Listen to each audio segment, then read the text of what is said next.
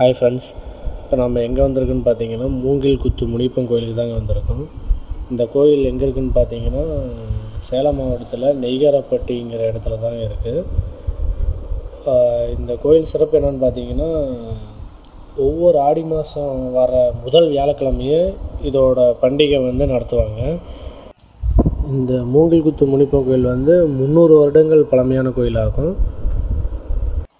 இந்த மூங்கில் குத்து முனியப்பன் கோயில் எப்படி உருவாச்சுன்னு பார்த்தீங்கன்னா அங்கே அதாவது முன்னோர்கள்லாம் எப்படி சொல்கிறாங்கன்னா, இதுக்கு ஒரு கதை இருக்குதுன்னு சொன்னாங்க. அது என்ன கதைன்னு கேட்டால், ஒருத்தர் மாடு அந்த இடத்துல மாடு மேய்ச்சிட்டு இருக்கும்போது அது கொஞ்சம் வறண்ட பூமியாக இருக்கும். அந்த இடத்துல மாடு மேய்ச்சிட்டு இருக்கும்போது அங்கே மூங்கில் குத்துலாம் இருக்குமா.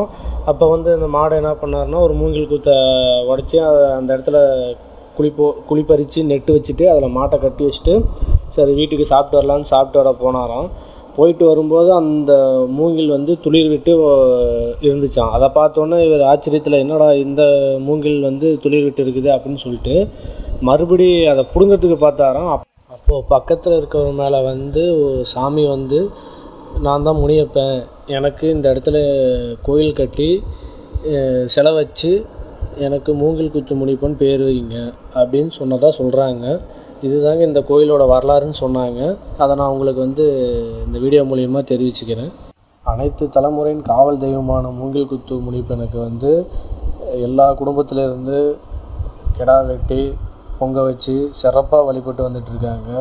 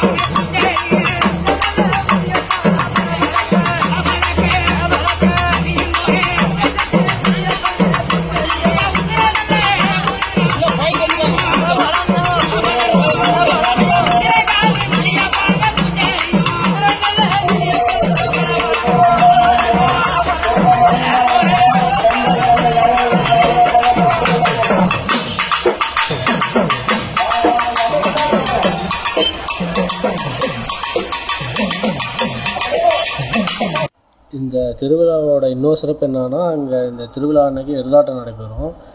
இந்த எருதாட்டம் பார்த்திங்கன்னா அங்கே இருக்க பக்தர்கள் ஊர் மக்கள்லாம் இருக்காங்க பார்த்திங்கன்னா, அவங்க ஒரு 19 குழுக்களாக பிரிச்சுருவாங்க. அவங்க அவங்களுக்கு இத்தனை மாடு நீங்கள் கொண்டு வாங்க போய் பிடிச்சிட்டு வாங்க அப்படின்னு சொல்லிடுவாங்க. அதில் இருக்க அந்த மாடுபிடி வீரர்கள்லாம் என்ன பண்ணுவாங்கன்னா, அந்த தருமபுரி கிருஷ்ணகிரி அந்த சுற்றுவட்டார பகுதியில் இருக்க மாடெல்லாம் போயிட்டு காலையெல்லாம் பிடிச்சிட்டு மொத்தம் 95 காலை பக்கமாக கொண்டு வந்துடுவாங்க. இதுக்கு முன்னாடிலாம் எருதாட்டம் நடக்கும்போது சிறப்பாக இருக்கும். ஆனால் இன்றைக்கி இந்த டைமில் பார்த்திங்கன்னா கூட்டம் அலைக்கடல் மாதிரி இருந்தது. ஆனால் ஏதோ ரூல்ஸ் புதுசாக கொண்டு வந்துட்டாங்க போல். ஒவ்வொரு காளையை தான் கொண்டு வந்தாங்க கிரவுண்டுக்கு. பட் அந்தளவுக்கு பழைய இது மாதிரி அந்தளவுக்கு ஒரு சுவாரஸ்யம் ஒரு ஈர்ப்பு இல்லை. எனக்கு தோணுது தான் அது, ஈர்ப்பு அந்தளவுக்கு இல்லை.